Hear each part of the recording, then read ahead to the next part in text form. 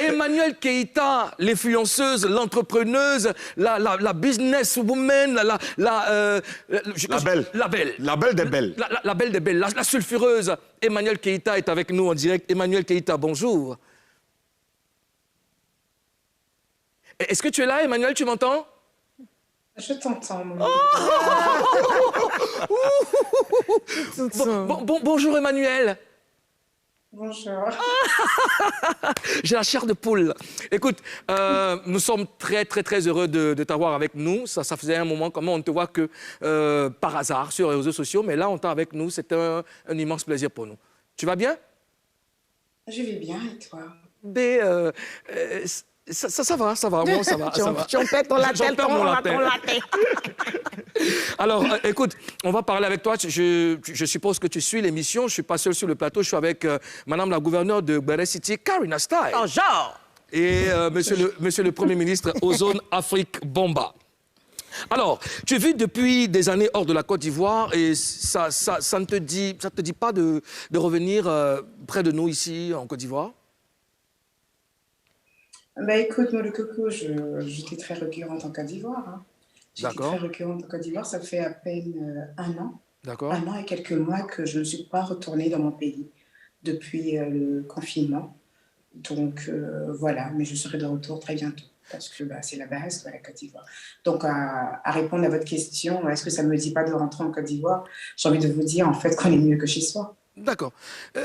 Tu vois, tu as tellement de douceur en toi que ça va finir par nous fragiliser. Mais on va faire avec. Moi, je me sens déstabilisé. Oh, ça va aller. Alors, Emmanuel, tu es dans quelle ville en ce moment?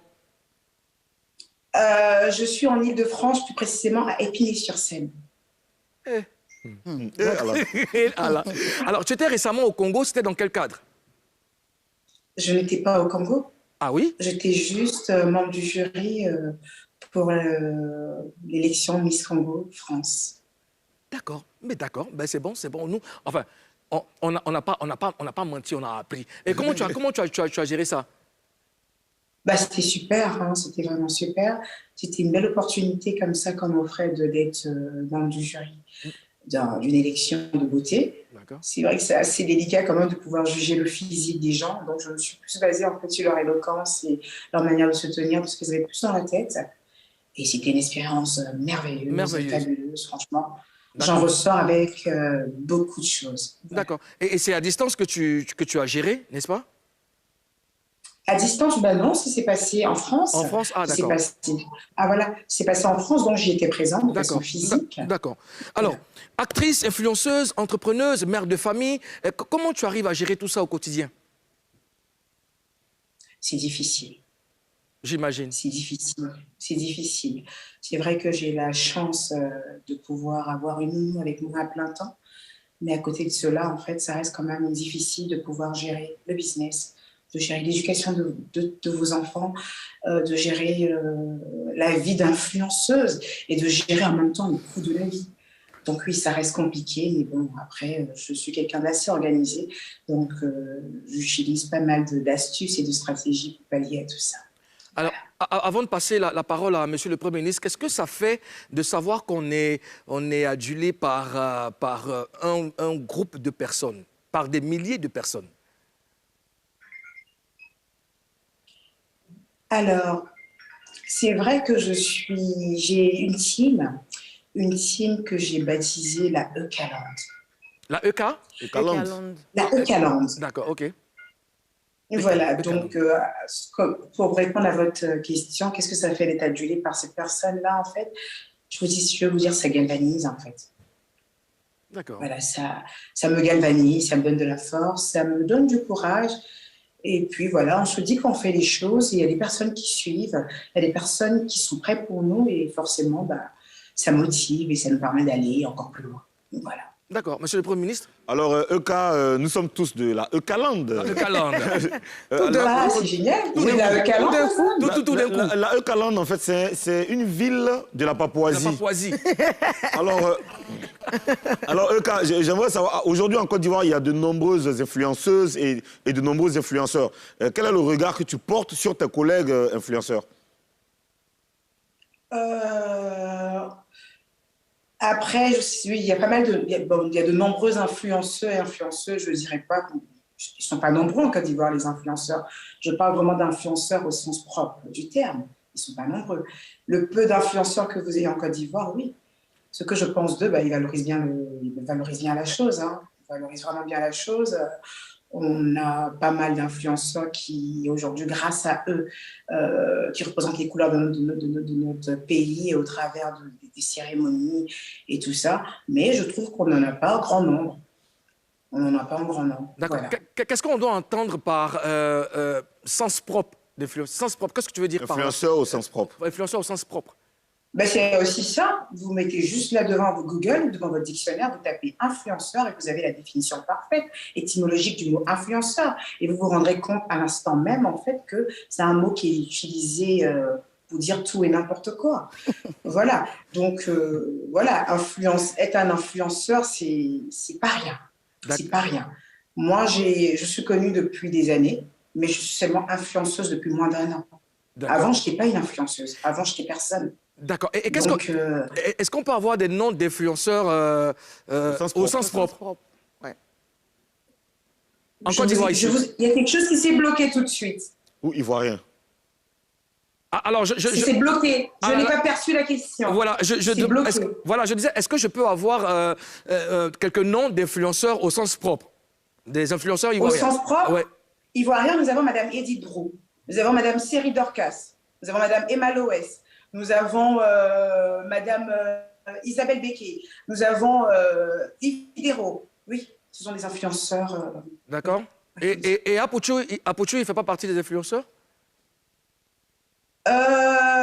Si. Aujourd'hui, je peux placer Apouchou parmi les influenceurs.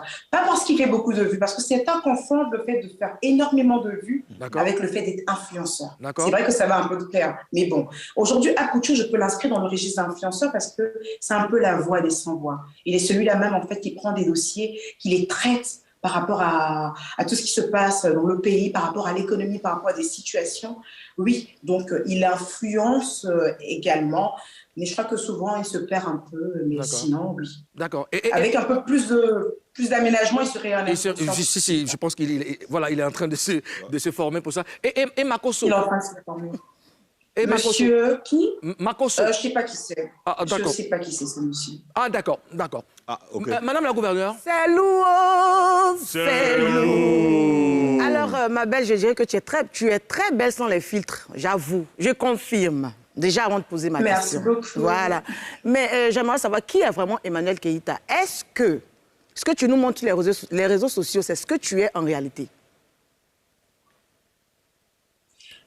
Je peux vous répondre? Oui, vas-y. Alors, votre question n'est pas assez claire, en fait. Oui. Parce que quand j'entends qui est Emmanuel Keïta, est-ce que ce que tu nous montres sur les réseaux, c'est ce que tu es en réalité? Qu'est-ce que je vous montre sur les réseaux? Je vous montre une femme qui est coiffée, qui a mis du gloss, qui est en train de parler, qui est en train de manger, qui est au restaurant, qui est en train de s'acheter des vêtements, qui est en train de s'occuper de ses enfants. Et qui boit souvent du champagne. Qui boit souvent du champagne. Et souvent, je bois du champagne, ce qui est d'ailleurs mon quotidien. D'ailleurs, il faut que je m'arrête là-dessus parce que... Quotidien. D'accord. Ce que Madame la gouverneure voulait dire, c'est... J'ai très bien compris ce qu'elle voulait dire, mon coucou, laisse-moi aller. Et donc, je disais en fait que ce que je vous montre, Karina Style, je vous montre rien d'extra. Je ne vous montre pas, je vous montre rien d'extra, c'est la vie lambda. Pour moi, c'est le minimum vital. Ouais. C'est tellement pas extra que je me demande pourquoi on en doute. En fait. Non, en fait, excuse-moi de te couper, parce qu'on a tendance à dire que les gens se montrent sur les réseaux sociaux. Ce qu'ils montrent, c'est pas ce qu'ils vivent, en fait. C'est pas ce qu'ils sont. Voilà. C'est pourquoi j'ai demandé, est-ce que ce qu'on voit sur les réseaux sociaux, c'est ce que tu vis dans la vie réelle, c'est ce que tu es? Parce qu'il se donne un genre. Donne-moi un exemple. Il se donne un genre. Donne-moi un exemple de choses que tu as exemple, vu sur les réseaux sociaux, on nous dit que tu forces le chocoli, comme on dit, le chocobi. Chocobi. On nous dit que tu forces. Quand tu es devant ton écran, voilà. À ce niveau-là, par exemple, j'ai une réponse pour toi, Karina Style. Effectivement, j'ai plusieurs voix. C'est pas faux. En effet, j'ai plusieurs voix. Je peux très bien prendre l'accent ivoirien. Je peux très bien prendre l'accent comme je parle en ce moment. D'accord. Et voilà. La preuve, c'est comme ça qu'ils ont su que ça donne quoi quand tu prends l'accent ivoirien? Ça donne quoi? Alors, par exemple, j'ai envie de te dire, par exemple, ouais, Mouloukou, tu dis quoi? Ouais, moi, je ne comprends pas. Moi, c'est pas dans chanson dedans, le verset d'une manière, je ne comprends Tout pas. prend de toute façon. Donc, Karina, pour qu'ils puissent se rendre compte que j'ai cette double voix, c'est parce que je leur ai permis de le savoir. D'accord. Donc, je ne suis pas en train de vous vendre du rêve, je vous vends une réalité. Pour savoir que j'ai une double voix, alors que tu ne m'as jamais vue, c'est parce que j'ai parlé comme ça. Donc, j'ai voulu que tu le saches. Yeah. Donc, de quel rêve parlons-nous? Yeah, girl. Ok, girl? Yeah, girl. I got it. D'accord. Voilà. C'était à qui la question? Elle était à toi ou moi? D'accord. Moi, je prends plaisir à parler avec Emmanuel Keita. Et tu veux mettre ton truc dans tes Oui, oreilles? c'est l'émotion. C'est Mets dans tes oreilles, mets dans tes oreilles, voilà. C'est l'émotion. Alors, tu prépares une conférence de presse, enfin, conférence le 4 décembre. Est-ce qu'on peut avoir des infos dessus? Alors, en effet, en date du 4 décembre 2021, je vais rentrer dans la grande famille des conférencières, des coachs en vie. Voilà, donc pour le coup, j'ai choisi cette date qui marque la fin de l'année et donc un début pour moi dans une nouvelle activité. Ça aura lieu le 4 décembre sur les Champs-Élysées au Salon Hoche, de 19h à 23h et je compte recevoir plus de 400 personnes. Voilà, on va discuter autour d'un thème qui est de porter 3 casquettes. Celui d'être une épouse, une mère et une working girl. Parce que pour moi, il est possible qu'une femme puisse avoir toutes ces casquettes. Voilà, donc on va discuter autour de ce thème parce que pour moi, la femme, c'est l'avenir de demain et il est hors de question qu'on cantonne la femme dans une seule boîte. D'accord. Alors que c'est un être qui a multifonction. Voilà. Ok, ben on va y revenir tout à l'heure. Tu es désormais fiancé à Peter 007 et on a lu et entendu beaucoup de choses sur sa demande. Alors, des mois après, comment tu réagis? Qu'est-ce que vous avez entendu et lu? Soyez plus explicite. Beaucoup de choses, ça jasait par-ci, par-là et tout. Que c'était pas vrai. Après, Ouais. on dit Que qu'il c'est pas était un marié. mariage. Voilà, il était marié avant, que c'est une couverture, que patati, patata, que c'est Tellement quoi, de quoi, choses. quoi. D'accord. En effet, je suis fiancée à M. Pierre Assalé-Nangoran, communément appelé Peter 007. Et pour accepter d'abord ces fiançailles, c'est parce que je savais qui était le personnage. C'est vrai qu'on se connaît depuis très peu de temps, mais j'ai eu le temps de cerner qui était le personnage. Donc, j'ai accepté la demande parce que j'ai accepté tout ce qui allait avec. Voilà, je m'attendais forcément à ce qu'il y ait un peu de grabuge par Ouais. derrière. Et Mais je suis quelqu'un qui suis habitué à T'es tout vraiment ça. amoureuse? T'es vraiment amoureuse? Non, pas du tout. Je suis pas du tout amoureuse de cet homme. J'ai accepté sa bague parce qu'elle était en diamant. Et comme j'adore le diamant, il fallait bien que je me mette avec. Non. Mais c'est bien envoyé. Voilà. Elle a dit, ouais. Non, tu es rentré. Tu es... Elle est ok. rentrée. Non, Hey, elle a il y a 10 kilos. ouvert, tu es rentré, non? Il n'y a pas de problème.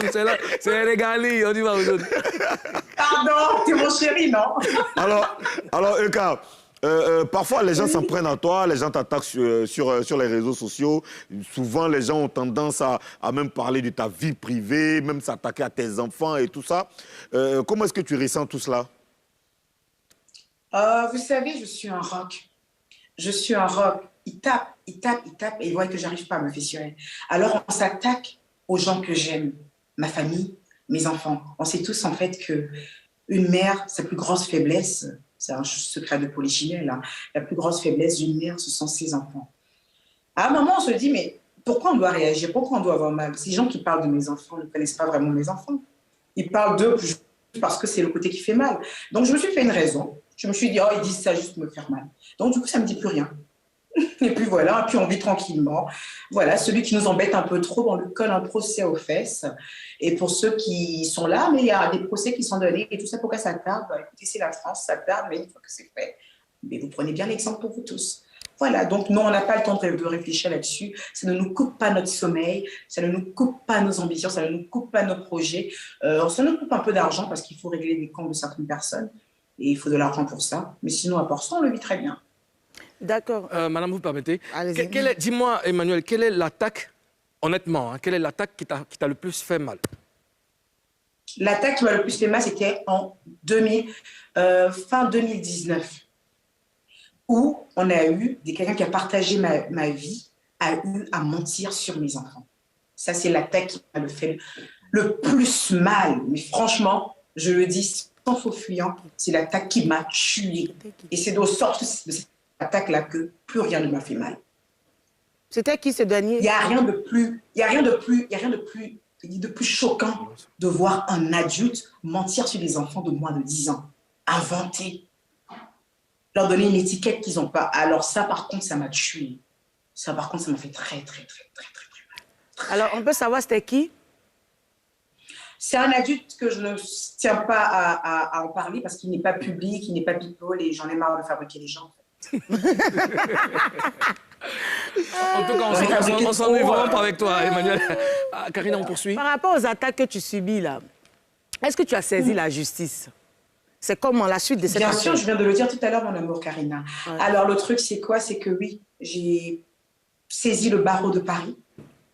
Je me suis loué les services, parce que ce n'est pas mon avocat à moi toute seule, je me suis loué les services d'un avocat qui est maître Marie-Brigitte, qui est maître exerçant au barreau de Paris 8e, qui a saisi 2 protagonistes qui vont bientôt recevoir une date pour leur procès.